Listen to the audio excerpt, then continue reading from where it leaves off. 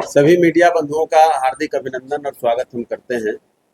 और आज जो विशेष हम लोगों ने प्रेस वार्ता बुलाई, तो उसका मूल मुद्दा है कि पिछले कई दिनों से आप लोग देख रहे होंगे कि हिंदुस्तानी आवाम मोर्चा के नेताओं को, उनके जनप्रतिनिधियों को टारगेट किया जा रहा है। पहले बाराचट्टी में हमारी एमएलए ज्योति देवी जी पर हमला हुआ। उसके बाद जब प्रशासनिक कार्रवाई हुई तो आपने देखा कि कैसे उस पर सोशल मीडिया में राष्ट्रीय जनता दल के समर्थित लोग, उनके लोग जो है किस तरह से आकर के जीतन राम मांझी जी को अनाप शनाप और अमर्यादित भाषा के साथ किस तरह की वार्ता लोग कर रहे थे।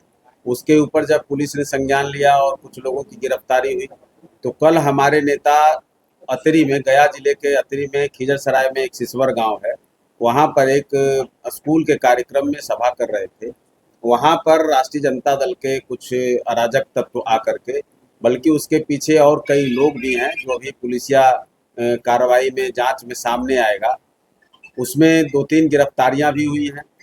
और किस तरह से वो राष्ट्रीय जनता दल के जो लोग हैं, उनके समर्थित जो उनके कार्यकर्ता कह लें या उनके गुंडे हम कह लें, उन लोगों ने एक तरह से हिंदुस्तानी आवाम मोर्चा के नेताओं के खिलाफ, दलित वर्ग के नेताओं के खिलाफ, बाबा साहब भीमराव अम्बेडकर के मानने वाले नेताओं के खिलाफ एक मुहिम चला रखी। और जिस तरह से हमारे नेता जीतन राम मांझी जी ने पूरे देश में दलितों की आवाज़ को मुखरता से उठाने का काम किया है, बिहार से बढ़कर के देश के संसद तक उनकी आवाज़ को पहुंचाने का काम किया है। और आज के तारीख में जो उनकी स्वीकारोक्ति बढ़ी है, उससे उनके पेट में दर्द है। और चूंकि राष्ट्रीय जनता दल का शुरू से रहा है, जब से लालू काल आया बिहार में, तब से उन्होंने राम सुंदर दास जी,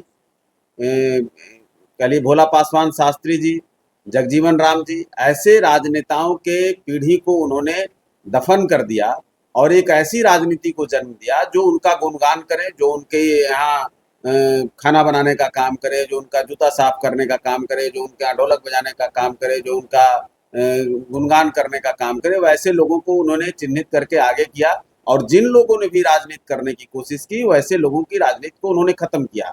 आज भी वो वही काम कर रहे हैं।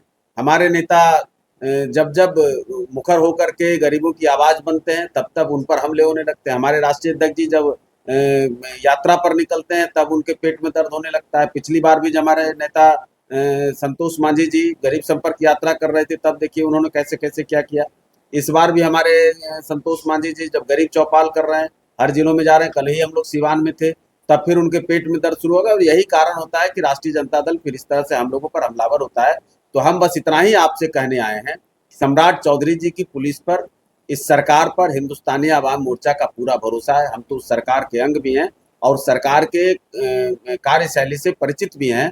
इसलिए हम उनको चेताने आए कि जो लोग इस तरह से करके बिहार में फिर से एक बार जाति के आधार पर बंटवारा करना चाह रहे हैं, जातिगत दुश्मनी फैला करके तनाव फैलाना चाह रहे हैं, उनको हम आगाह कर देना चाह रहे हैं कि 90 का दशक नहीं है जब आपने दलितों को आगे करके नक्सली मूवमेंट में उनको चेहरा बनाकर, अपने लोगों को वहां कमांडर बना करके कैसे सवर्णों के साथ उन्होंने एक मुहिम छेड़ी और उनके जमीनों पर कब्जा किया। उसकी आड़ में अल्पसंख्यक भाइयों का, जिनको अपने समीकरण में बड़ी बड़ी बात करते थे, उनके कब्रिस्तानों पर कब्जा किया, कैसे वक्फ बोर्ड पर कब्जा किया, कैसे उन सारे लोगों को और सभी वर्ग के नेताओं को, चाहे अल्पसंख्यक का हो जाए, चाहे अति पिछड़ा का हो जाए, कर्पूरी ठाकुर जी के विरासत को मार दिया लालू प्रसाद यादव ने।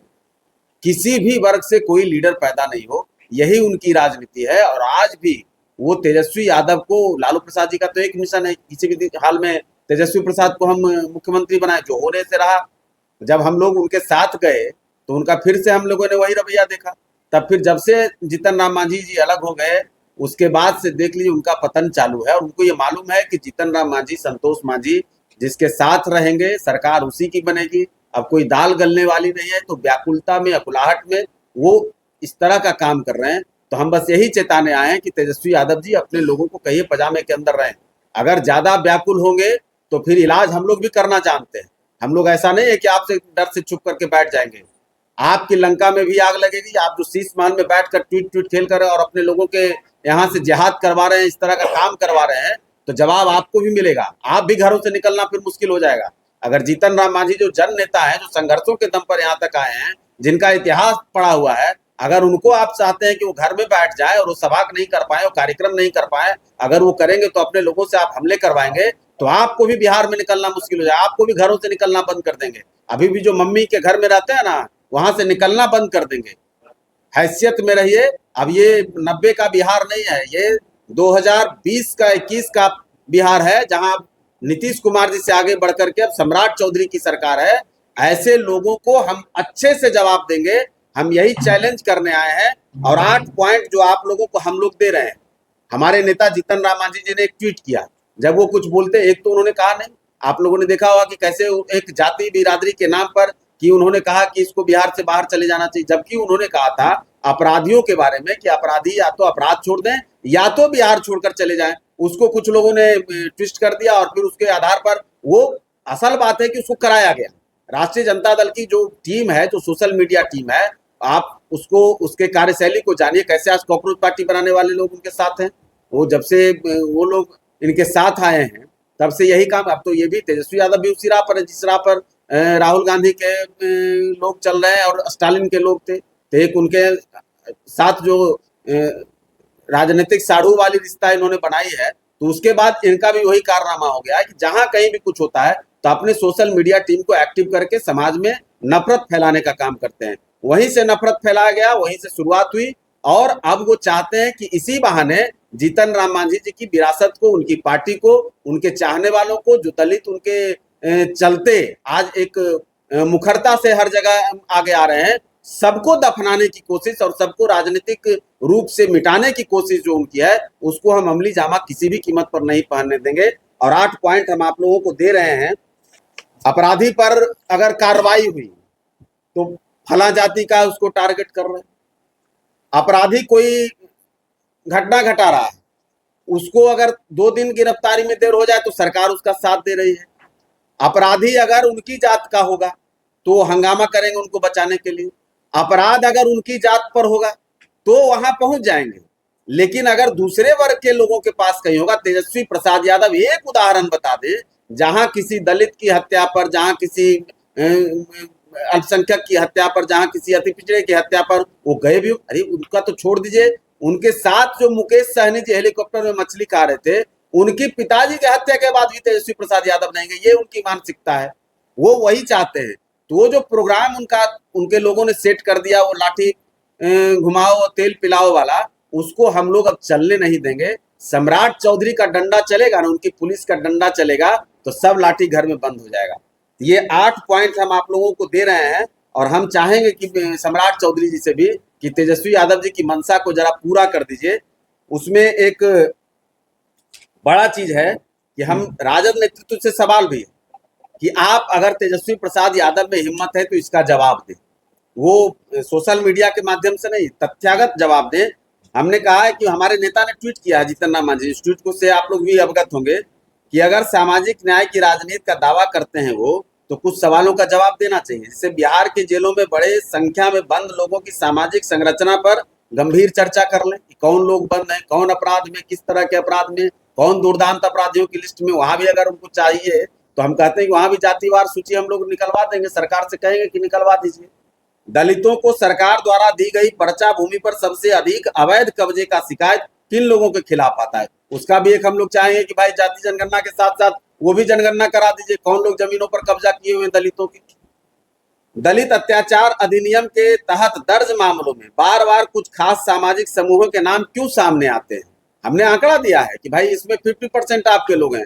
आप भी सरकार से मांग करिए कि जातिवार उसकी सूची निकाले, तमाम तरह के SC/ST धारा में जो लोग पर अपराध में मुकदमा दर्ज है उनकी जातिवार सूची अब कहिए सरकार से निकालिए। आपके पास डाटा है तो आप हमको दे करके हमको गलत साबित कर दिए अगर जीतन राम मांझी जी ने कहा है तो। कब्रिस्तान, वक्फ और गरीबों की जमीनों पर अवैध कब्जा को लेकर जो कार्रवाई होती है या जो जिस तरह का मामला सामने आता है, उसमें भी एक खास वर्ग के लोग हैं, तो क्यों है? और अगर नहीं है तो आप जवाब दीजिए कि नहीं है, कोई और है, आप उसका तथ्यात्मक जवाब दे दीजिए। तो 2000 साल पहले, 1000 साल पहले, 500 साल पहले की गिनती तो वो गिनाएंगे। दलितों पर अत्याचार, उत्पीड़न और क्या क्या करके अपना एक नक्सली मूवमेंट चला करके और सब काम आपने किया। आज जो उत्पीड़न हो रहा है, आज जो उन पर अत्याचार हो, आज जो उनके जमीनों पर उनको नहीं रहने दिया, आज जो उनको घरों से बाहर कर दिया जा रहा है, मेरे पास कई उदाहरण में, अगर वो कहेंगे तो मैं बाजाप्ता एफआईआर नंबर के साथ, उस व्यक्ति के नाम के साथ, और जिसके घर पे वो कब्जा जमाए उन तमाम लोगों का मैं जाति सूची दे दूंगा जहां पर उनके ही लोग कब्जा किए हैं, बल्कि उनकी पार्टी के पदाधिकारी हैं। तो हमारे पास तो वो भी आंकड़े, बार बार पुलिस गिरफ्तार करती है, जेल भेजती है, फिर आते हैं, फिर चले, तो आदतन अपराधी है।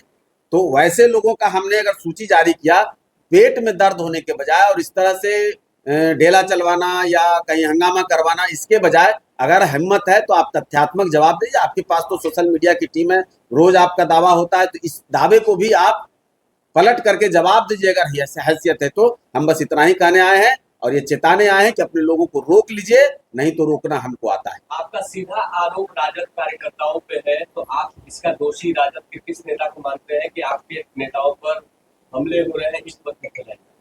अच्छा, अगर आप जिस चैनल में काम करते हैं, आप उसका लोगो लेके घूम रहे हैं और आपके माध्यम से वो चीज प्रचारित होगा और वो चैनल पे चलेगा, दिखेगा, तो क्या उसके ऑनर पर आरोप नहीं लगेगा? क्या उसके मालिक पर नहीं लगेगा कि वो चलवा रहे हैं? तो कौन लोग चलवा रहे हैं, कौन लोग वहां हैं, किनके झंडे किनके डंडे लेकर घूम रहे हैं, ये तो सर्वविदित है। आपका सीधा आरोप तेजस्वी पर है कि तेजस्वी के शहर पर ही इस तरह के हमले और बिल्कुल उनके और उनके लोगों के इशारे पर उनके स्थानीय गुंडे जो हैं, स्थानीय जो जनप्रतिनिधि बने हुए गुंडे लोग, हर किसी पर आरोप नहीं है, लेकिन जो लोग भी इसमें हैं वो उन्हीं के लोग हैं। और ये पूरा आंकड़ा हम लोग फिर आगे जारी कर देंगे।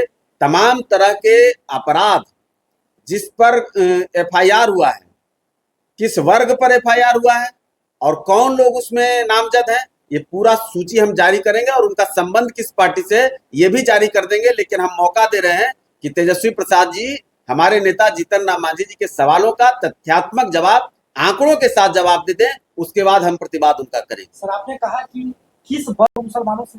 नहीं, कौन कहा? हमने तो कहा अल्पसंख्यकों की जमीनों पर कब्जा है, वक्फ बोर्ड की जमीनों पर कब्जा है, एक शब्द है। अब उसको आप उस रूप में मत जोड़िए। जिहाद का अर्थ क्या है? जिहाद मतलब होता है किसी के खिलाफ भड़का करके एक आप ये कराना चाहते हैं। तो हमने उस पर का कुछ, जो बहुत सारे आपको दिख रहा होगा कि जो अभी कल की घटना हुई उसमें कोई एक नाबालिग भी है, तो छोटे छोटे बच्चों के दिमाग में जो आप डाल रहे हैं और उनके दिमाग में जो नफरत पैदा कर रहे हैं, जीतन राम मांझी के खिलाफ इतनी चीजें आ गई, उनके लोग जो उनकी पार्टी का लोगो लेकर के चला रहे हैं, क्या तेजस्वी प्रसाद यादव या उनके किसी प्रवक्ता ने इस पर एक अपोज किया? कि क्या किसी ने रोकने का प्रयास किया? क्या किसी ने उसको डिफेम किया?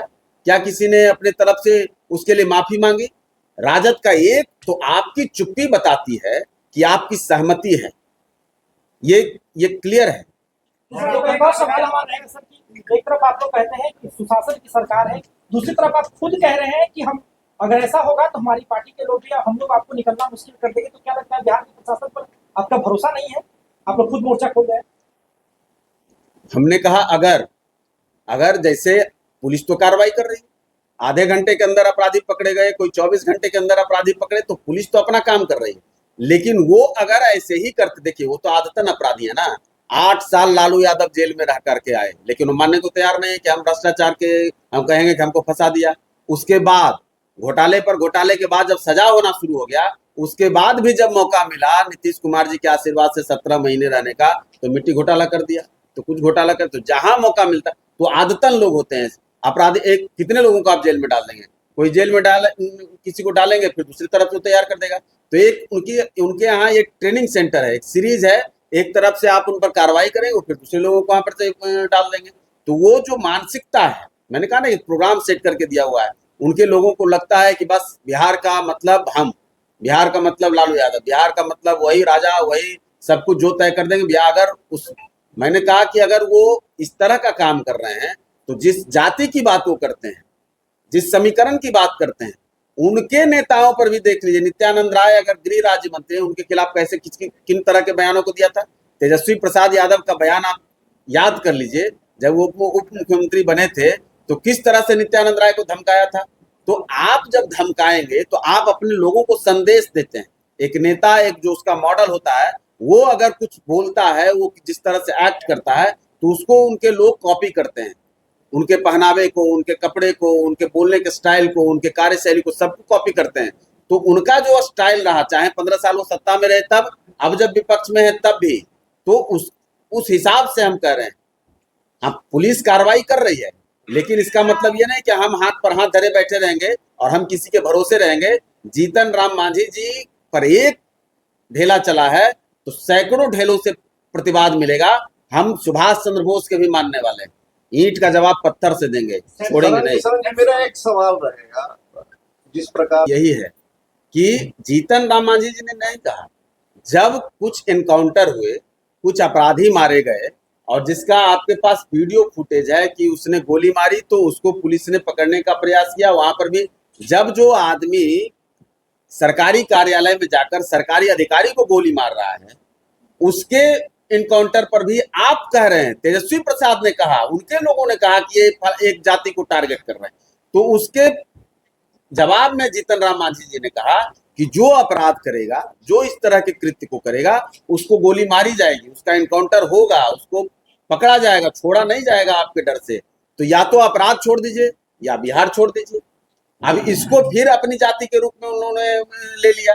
तो यातो का मतलब मुझे तो नहीं मालूम, किसी डिक्शनरी में आपको है तो हमको बता दीजिए कि यातो का मतलब यादव होता है। भाई वो नई डिक्शनरी अगर बना रहे हैं, उनके सोशल मीडिया की टीम अगर कुछ नए शब्दों को ईजाद कर रहे हैं तो भाई उनके ज्ञान को उनको मुबारक। आप कभी पूछिए उनसे कि यातो का मतलब क्या होता है। हमले